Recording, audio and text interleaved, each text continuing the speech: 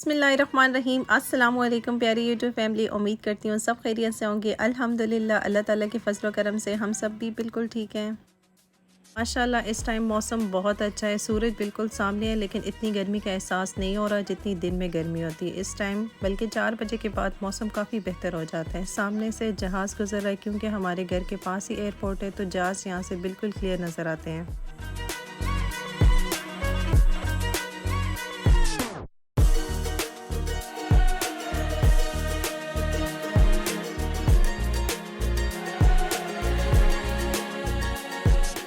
इस एरिया में आपको ज़्यादातर विलाज ही नज़र आएंगे क्योंकि हम जिस एरिया में रहते हैं यहाँ पर ज़्यादातर लोकल रहते हैं, और लोकल्स के अपने जो हैं वो बड़े बड़े विलाज होते हैं। किसी की डबल स्टोरी होता है, किसी का सिंगल स्टोरी होते हैं। अच्छा, कुछ विला ऐसा होते हैं जो इन लोगों ने रेंट आउट किए होते हैं, बाकी इनके अपने होते हैं जहाँ पे ये सिर्फ खुद रहते हैं।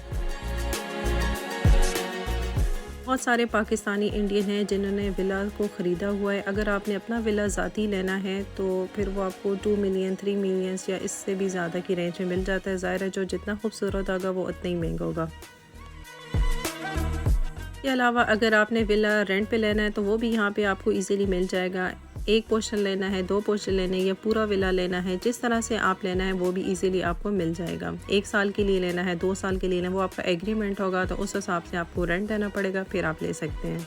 अगर आप 1 साल के लिए रेंट पे विला लेना चाहते हैं तो 3 बेडरूम से ये स्टार्ट होता है। 3 बेडरूम का भी होता है, 4 का भी होता है, 5 का भी होता है। तो ये 1,20,000 से ये स्टार्ट होता है। 1 साल का ये मैं रेंट बता रही हूँ। और उसके अलावा अगर डबल स्टोरी लेना चाहते हैं तो वो 1.5 लाख 2 लाख दिरहम का भी हो मिल सकता है आपको। जिस तरह आपको आसानी हो आप उस तरह ले सकते हैं। उसके अलावा अगर आप ख़रीदना चाहते हैं तो वो फिर मिलियंस में आ जाता है। 2 मिलियन 3 मिलियन 4 मिलियंस इस तरह का आ जाता है। अगर आप पूरा विला अफोर्ड नहीं कर सकते, सेपरेट आप रूम लेना चाहते हैं तो वो भी आपको इजीली यहाँ पे मिल जाएगा। बहुत सारे लोकल्स यहाँ पे ऐसे होते हैं जिन्होंने अपने कुछ रूम सेपरेट होते हैं वो रेंट पे देना चाहते हैं, तो वो आपको मिल सकते हैं। इलेक्ट्रिसिटी के साथ, इंटरनेट के साथ वो आपको बिल पे करना पड़ेगा। मंथली भी आप दे सकते हैं और 1 साल का भी दे सकते हैं। इसके अलावा एक डिटेल के साथ मैं वीडियो बनाऊंगी, वो भी आपके साथ शेयर करूंगी। अपार्टमेंट और विला में क्या फ़र्क होता है और लोग क्यों इसमें रहना पसंद करते हैं।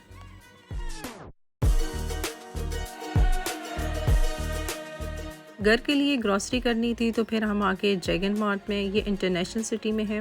और यहाँ पे जब एंटर हुए तो देखा यहाँ पे बच्चे जो है वो बैडमिंटन खेल रहे थे। यहाँ पे छोटे बड़े खैर सभी खेल सकते हैं। ये बच्चों के लिए एक बहुत अच्छी एक्टिविटी है। अगर आप अपने बच्चों को लेके आना चाहते हैं तो आप ज़रूर लेके आएँ।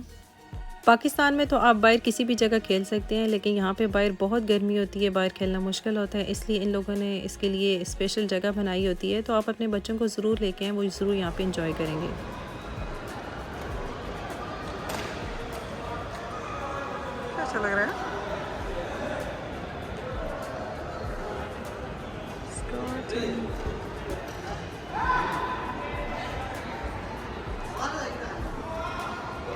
यहीं पे मुझे एक शॉप नज़र आ गई जहाँ पे आपको इलेक्ट्रिक बाइक, स्कूटर सब कुछ इजीली मिल जाएगा।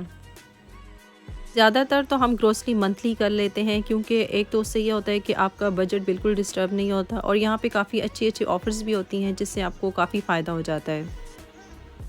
बाकी जो चीज़ें हैं वो तो आपको फ्रेश ही लेनी होगी क्योंकि एक तो गर्मी बहुत ज़्यादा है और ज़्यादा टाइम तक ये चल भी नहीं सकती। वो तो आपको 3 डेज़ के अंदर या फिर आप वीकली भी कर सकते हैं। फ्रेश मिल्क हो गया, फ्रेश एग्स हो गए, वेजिटेबल्स, फ्रूट, ये सब कुछ तो आपको फ्रेश ही लेने पड़ेंगे।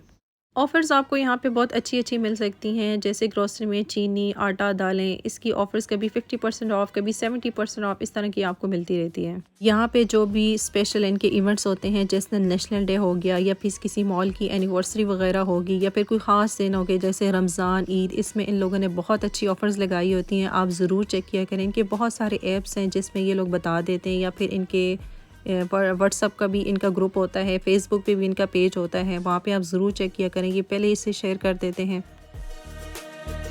फर्स्ट में चीज़ें लेने का ये फ़ायदा होता है कि आपका बजट बिल्कुल भी डिस्टर्ब नहीं होता। जैसे मैं अपनी बात करूँ तो हम भी ज़्यादातर चीज़ें ऑफ़र से ही लेते हैं, जैसे चीनी, आटा, दालें, तो ये तो ख़राब नहीं होती क्योंकि यहाँ पे तो हर वक्त एसी चलता रहता है।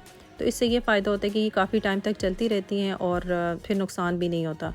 और दूसरा ये है कि जैसे इंडिया गेट चावल हो गया, वो यहाँ पे आराम से 50 या 60 दिरहम का मिलता है, लेकिन वही जब ऑफ़र लगती है तो वो 25 दिरहम का या 30 दिरहम का इतना आपको पैकेट मिल जाता है, तो काफ़ी बचत हो जाती है। फ्रूट्स वेजिटेबल के भी वीकेंड में बहुत अच्छी ऑफ़र आपको मिल जाएगी। बाकी दिनों में थोड़ा सा एक्सपेंसिव आपको मिलता है, लेकिन जो वीकेंड होता है ना तो उसमें प्राइस इसकी काफ़ी कम होती है, तो आप इजीली यहाँ पे ले सकते हैं। उसके बाद जी हम घर आ गए और मुझे बनाना था खाना। तो फ्रेश में करेले लेके आई थी और मटन का कीमा लेके आई थी। तो हस्बैंड ने कहा आज करेले कीमा बनाने हैं, तो मैंने कहा चलो आज वही ट्राई कर लेते हैं। तो सबसे पहले करेलों को मैंने अच्छी तरह से नमक लगा के धो लिया ताकि उसका कड़वापन दूर हो जाए। फिर उसके बाद उसको अच्छी तरीके से मैंने काट के ऑयल में फ्राई कर लिए।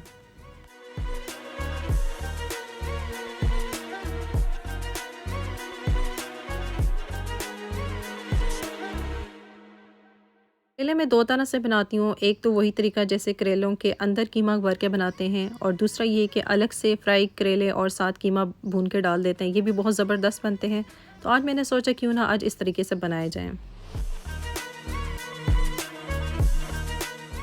तो ही मैंने इसकी सारी तैयारी कर ली थी। प्याज मैंने काट के रख दिया था और उसके साथ अदरक लहसुन पेस्ट, और उसके अंदर 2 सब्ज़ मिर्चें वो भी मैंने कूट ली थी। उससे टेस्ट बहुत बेहतरीन होता है। और साथ ही टमाटर भी काट के रख लिए थे। मैंने सोचा चलें इस तरह करने से थोड़ी आसानी हो जाएगी और जल्दी काम ख़त्म हो जाएगा।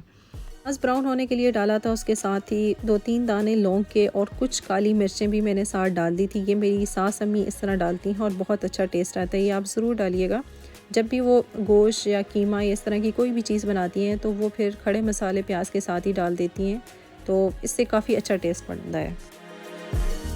प्याज लाइट ब्राउन हो गया था। उसके साथ ही मैंने अदरक लहसुन का पेस्ट भी डाल दिया, और मैंने हाथ के ऊपर ये ग्लव्स पहना हुआ है। बहुत ही ज़बरदस्त अलवर का कबाइल से मैंने लिया था। हमारी ज़ुबान में तो इसको साफ़ी बोलते हैं, हर जगह की मुख्तलिफ ज़बान है तो इसके लिए शायद मुख्तलिफ वर्ड ही यूज़ किया जाए। एंड में मैंने इसके में ज़ीरा भी डाल दिया था और मटन का कीमा डाल के अच्छे तरीके से इसकी बुनाई कर दी।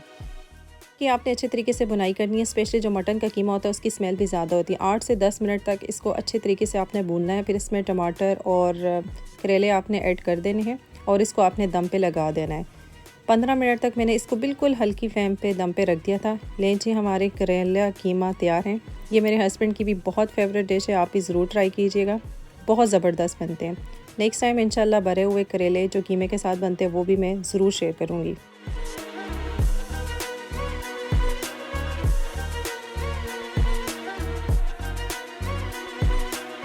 खाना खा के हम फ़ारिग हो गए थे। अब जी इशा की नमाज़ का वक्त था। ये हमारे घर के पास एक बहुत ही प्यारी मस्जिद, लास्ट टाइम इसकी वीडियो में मैंने आपके साथ शेयर की थी।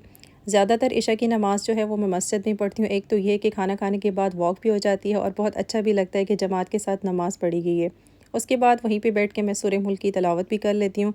इंशाल्लाह मिलते हैं जी नेक्स्ट वीडियो में, नेक्स्ट व्लॉग के साथ। दुआ में याद रखिएगा। अपने इस चैनल का भी बहुत सारा ख्याल रखिए। अल्लाह हाफिज़।